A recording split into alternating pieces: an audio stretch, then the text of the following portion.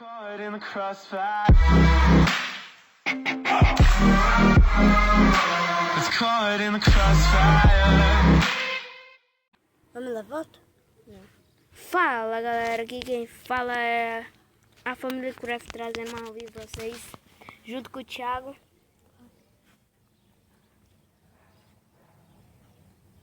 Quer falar não, chinelo? Nós vamos fazer outro vídeo entrando dentro de uma casa mal assombrada. Não, não é mal assombrada não, que é isso, pô? É jogando assim, né? É, seu besta, caralho, velho, tu não soube disso não, da novidade. Hoje já tá em fase 3. Como assim fase 3? Não é coisa não. Eita porra, galera aí. Estão fazendo aqui, morri. Onde a tia corre? Corre. É. Aí encosta assim. Aí tu só ia assim. Tá.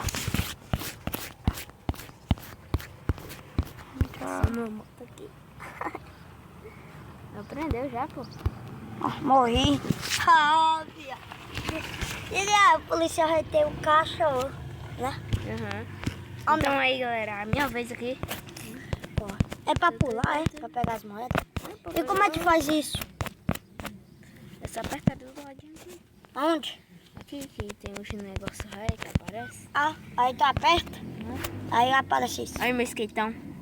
Aqui é? Não, Onde é? peraí, depois eu te mostro. Aqui? Não.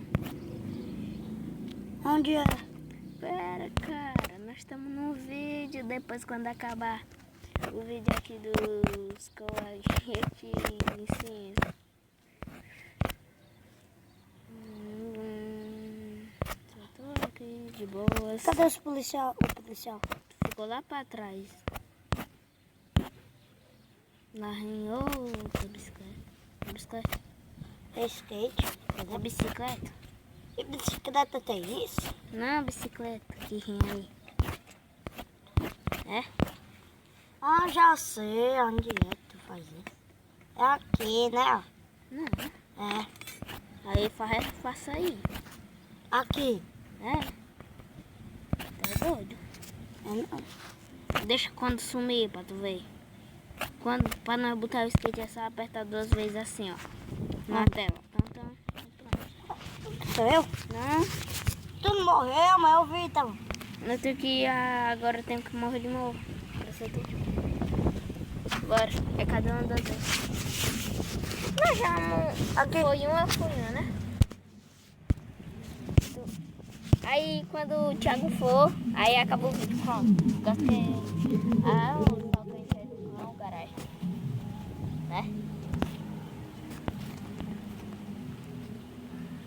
O policial me pegou assim. Então, galera, vamos encerrar o vídeo por aqui. Espero que vocês tenham gostado. Se gostou, deixa like, compartilha na rede social e fala.